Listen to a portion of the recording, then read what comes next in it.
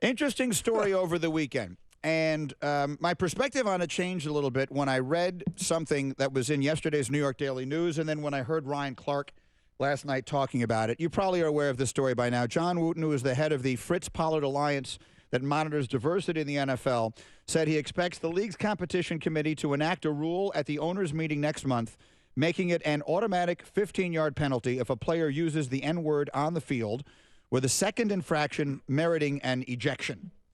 I think I first saw that on Saturday morning, and a very little, not a lot, a very little, comparative little reaction that I saw to it on Twitter and other places.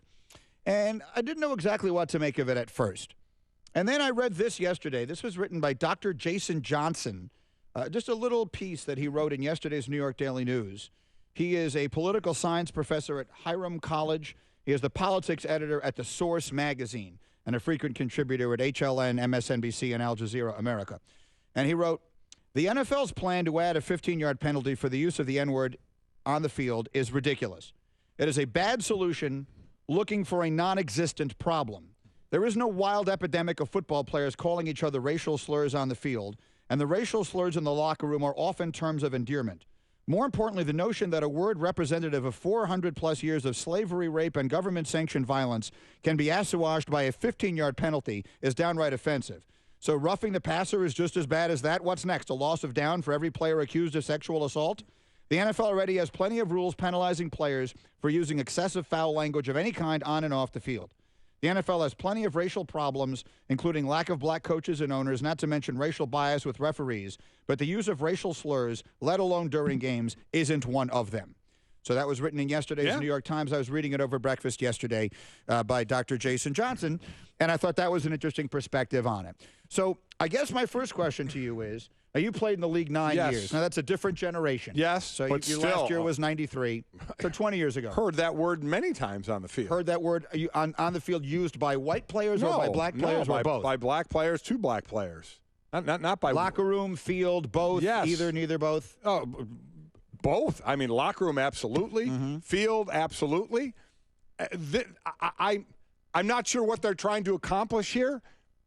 Basically, nobody, if this rule is passed, it will be said less on the field because nobody wants to get a 15-yard penalty. Not all of a sudden they're thinking, you know what, I should never say this word again, because it'll still get said in the locker room. It just won't be said on the field because it doesn't want to cost your team 15 yards. That will be it. There's not going to be some higher thought that says, this is now going to make me think. For those players that use that word, if on their own they want to think it because it's so in the news now, if they have some sort of thought that they shouldn't anymore, so be it. That would be great. But it's not going to be because of this rule.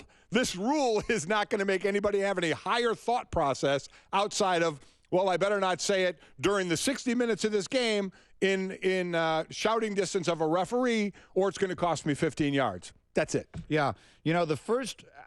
I had so many thoughts about this as I was thinking about it over the weekend. Two that jumped to mind immediately. Do you remember the stand-up comedy film Richard Pryor Live on the Sunset Strip? Absolutely. He addressed that, and he talked about how he went to Africa, and when he came back from that trip, some things that he learned over there. It was a lengthy part of his routine, and it's brilliant and insightful and well beyond funny, as so much of Richard Pryor was.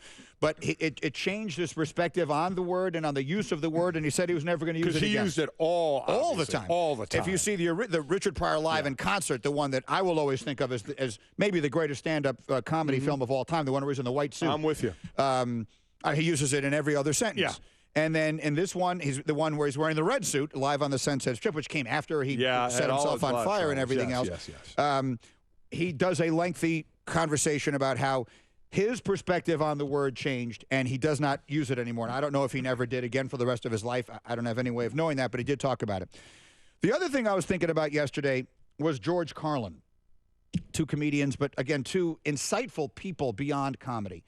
And when he did his legendary 7 words you can't say on television routine, his feeling, he used this phrase. He said, there are no bad words. There are bad thoughts, bad intentions, and then there are words. And that does not cover this topic. Let me make that perfectly clear. But the way I was thinking about it was this. We all saw the video of Riley Cooper. Yes. That was a usage of that word. At a concert, yes. We had, but not in concert. I mean, he was standing. He was backstage. Just for anyone who doesn't know what you're talking about. Yes, sorry. We've also all, if you listen to Jay-Z or almost any hip-hop music now or rap music or so much of the music that is popular in our culture now, hear it. Those don't sound the same. It doesn't sound the same. Forgetting the fact that they're not pronouncing the word the same way. Right. They're not the same. Right. Because the thoughts behind them aren't the same. The intentions behind them aren't the same. You cannot generalize it. I think something, this is... it is too complex a subject to try. It is almost like saying, I'm going to give my opinions on this view on Twitter. I only require 140 characters to sum up something that is so much larger and so much more complicated. And that's why when Dr. Jason Johnson wrote that, I thought that was he said, so we're going to take this word that for 400 years has been creating all of this horror and pain and is in its own ways probably the single worst word we have in our society, but is used in so many different ways, and we're going to make it a 15-yard penalty? Yeah. I mean, it sounds to me like you were almost diminishing the significance of it. I don't know why they're doing it. NFL is trying, it's where we are. And do you think it's a reaction to the Richie Incognito thing? Yes, everyone's heightened awareness of it. Are they going to, is it a 15-yarder if you throw a gay slur out there? Because those are out there as well, gang, on the field and in the locker rooms. Is that a 15-yarder? Well, remember, for whatever it's worth, Kobe Bryant was fined $100,000 for use of a gay slur. Remember, he was on the bench and he yelled it out to a referee. Right. Now, he has since... He has talked openly and greatly about this on many occasions, and he is now in the forefront, leading the way, I think, for making it easier to pave the way for openly gay players in the NBA. Yeah. But that did happen. The league did penalize him for that because it was in a very public way, in a very public place. There are things that are said on a football field I have to believe that no one else ever hears. Oh, my God. Yes. And now you're going to get penalized for it again. To think that all of a sudden it's going to make a player have heightened awareness about not using that word is ridiculous. All it's going to do is, I'll say it again, is make them think I can't say it out here because it's a 15-yarder. But if they don't have any awareness that they shouldn't be saying it, that's not going to change when they're with their friends or in the locker room or wherever. So this to me is a complete reaction to the heightened awareness of where we are. Would I never like to hear any of those words again? Yes, that would be great, but it's also unrealistic. That's not going to happen. Michael Wilbon talks about how he uses a word. He says he has this discussion with Jason Whitlock all the time. So, I mean, guys are, and again, there's a context of the way you use it, but not on the football field if the rule passes. They hear it, 15 yards, no matter what. And it gets said out there. It gets there's a lot of things that get said out there. Again, just like there are things that go on in the locker room that don't happen on the street. Does that mean it should all change and everybody should all of a sudden not say it anymore?